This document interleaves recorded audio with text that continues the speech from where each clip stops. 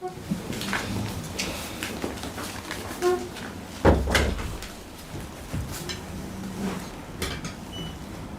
na hana meeting na Ghana Post. You're right, the 25th anniversary no. Na Ghana Post my assess of person commemorative stamp America. And I mean a chairman me say me na committee na name na me no mundi. And I was one year say bibia beto di. Madam plenty Daniswe on the 4th of May no. Commemorative stamp be lunch man here kama. E man dey call we say man na. And yes stamp no ko ye postcard. Yes sign crypto stamps. I'm an international world. The Ghana Post here na be say ne wa be as a diary mail. It's another one. Man who can man say be blue. You need to teach stamp so na be here come. It's any. I go here. To be a bit just in Panama. Otumfuo. Madam no pay every buy Ghana Post 24 million buy question na letime dey on my check. So delegation, we are led by your board chairman, George Afizi Hayford. Madam Otaye Chipa, Okutemu BBM, Onkonya BBM, that's it. Nafi, the deputy managing director, or Cameroon. And also, as I touch him, Domehea, free. Why would this year? The friend of Kutabi. And also, and the Dimetia, Menino, and Medibia, you know, and in the day.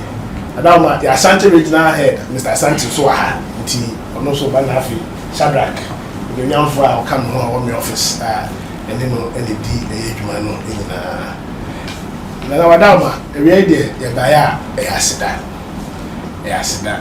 By last year, February, and Adama, Ghana Post board management, a buyer, and the better name said, Medibi the say Kawadama 25th anniversary over my home quiet care but see no kabum na ye stamper e be call ewiase nyina na ye dey ahye wanyam na uma home quiet na o play so esa tie chi dey fe kra kese ne se ye wo Otumfuo say to Jubilee auditorium na unyendi dwuma bia po e wo na afia kra na obebia no so ye nam ye dwumadi ani dwumadi a obedi enti ye hwe said ye a call no intentema you want to say ni edwumadi no kra ka ho ma the first event yetimi ye wo Otumfuo city to Jubilee auditorium on na ye stamp ya Ghana Post ene Jubilee committee kabo ma yetimi di na wadama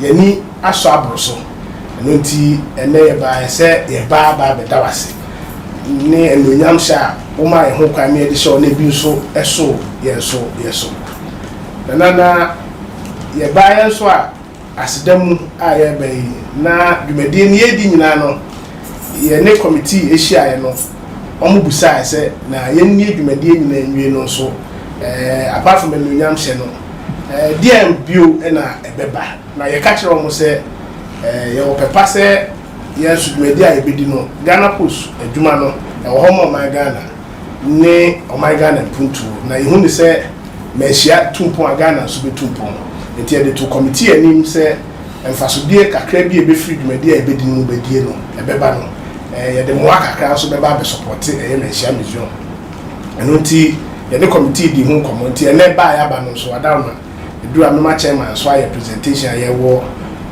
bibi kakra ye pese ye de asema ye kan no enan se nko ye se ye kan no wa akekenti ye tu hu anamo ye shase na bibi kakra e dey support committee Jubilee committee nchehye ya omo so de beboa Meshia museum dwumadi na e ka ho no na wada ma de toso miensa dwumadi ni eguso ye die ye nsusu ye ne se ye wura stamp ye ya bohu dero akọ wiase make us say Austria stamp bi o ba o ma shase a omo to teach ni crypto stamps no. And apart from crypto stamps, no stamps are probably no a whole year long activity. Nti nina kra enya medru ye. Nti from time to time different aspects of stamp no ebeba. Na the enim den say yewra anamotu a wo tu afimu nyina even though the celebration ya be we no ye person ka yenya akonya na UK teach you say asantefoɔ wɔ hɔ na stamp collectors nso wɔ hɔ a wɔn hire wɔn nso pɛ sɛ area stamp yi wɔn nyɛ opportunity na wɔn experience nti ne yɛ pɛ sɛ nka area anamontuo mu no sɛ kwan bɛba ne ho a UK ne US anka yɛbɛhyerɛ sɛ wɔn ayɛ dabi a yɛbɛtumi ne ne secretariat aplan na yɛtumi ayɛ a UK launch of dwumadi a yɛdi yie ne ayɛ US launch nso na adawoma yɛpɛ sɛ nka wɔma ho kwan a yɛwɔ stamp yi yɛayɛ yɛapa ho ntoma yɛde bi ma wo nso yɛntumi ma wo experience stamp ne nyinaa nti yɛyɛ adwene sɛ yɛba ne yɛde stamp ne bi nso officially bɛma wo a wode bi nso ɛbɛtumi aposti adeɛ na woahu sɛ wo stamp no a yɛkaeɛ no ɛyɛ adwuma sɛdeɛ nhyehyɛe mu ne adeɛ nso teɛ ɛfiri na wadawoma no nso ɛka presentations a yɛbɛyɛ ɛho nti chairman sɛdeɛ nanama nkɔ ɛdɛm ka mɛsrɛ wo na yɛnhyɛ ase mfiri check no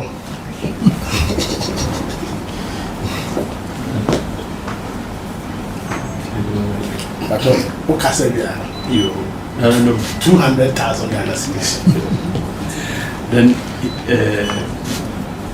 we can were overwhelmed and said the way things went according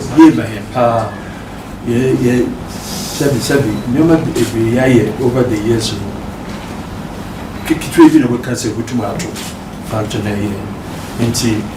most may so I say support the board mehani how much me year I did say I can say oh Ghana postpone much my year I did say it now it's but your baby they said well he can support on mehani na year that it will be a but we the coordinate support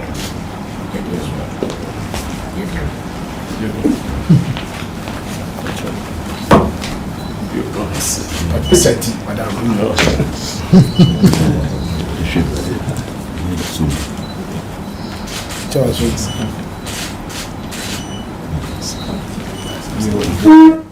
Yes, there are other presentations. I'm Pacho, Chairman, we there. Pacho, the deputy, so crypto stamp, no. There were a package of 100, the president also. The money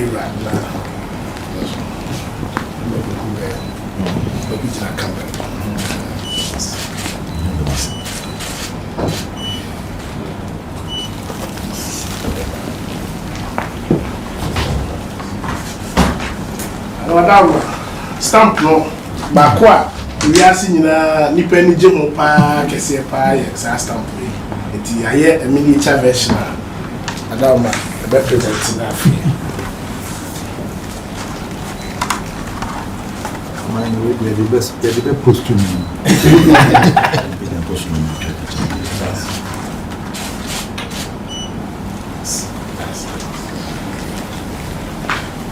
Emma, I don't know what you can wear.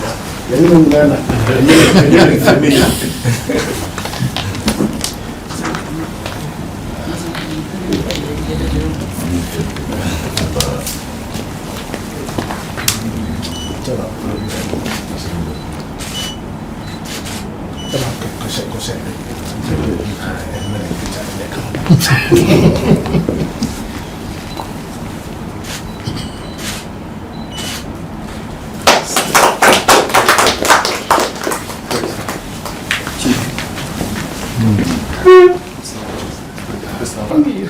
we and the cattle na we na the team let the soa the post no anti emu kama we no bia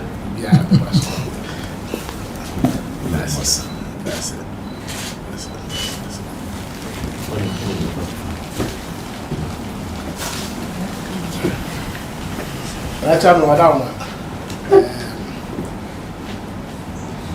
the stamp to media ADA aboafo bi nso aboa ye na dwono hwe companies bi say cocoa board ne ade a wo nyina aboa ye na ene o medi komo ebi etu ho anamo ebi nya etu ho anamo na enema bako ene o ka na dwono se obi bia obeboa bia no ye be certificate ayewura e be sign se de be ebi di adanse e wo office sɛ berɛ a yɛwura stamp dwumadie no ɛkɔ so no ɔmo boaeɛ nti ɛne committee aka bɔ ma stamp certificate ne yɛayɛ na yɛbɛhyɛ yɛwura sɛ yɛbɛhia me signature kakra ɛwɔ ɛyɛ certificate ne so sɛ ɛbɛyɛ adansedie ama companies a ɔmo boaeɛ no na ɔmo atumi nso aboa ɛyɛ MTN titiri na ɔmo ni hɔ ɛna minister ɛgye ɛsɛ ɛyɛ ɔmo deɛ yɛayɛ stamp no kama yɛpɛ sɛ yɛde bɛkɔ ɔmo na yɛbɛhyɛ yɛwura yɛkɔ a na wama delegation aka ho na ɛnam sɛ na ɔmo ni hɔ nti no na ayɛ fɛ na ɔmo atumi aso mu ama aboa na aboa yɛ nti anakyɛ me anoato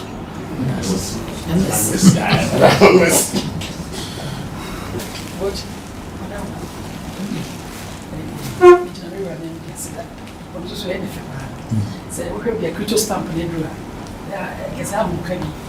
crypto stamp is all over the world. We have collectors, no, and now more person more to know a question. That's like I said.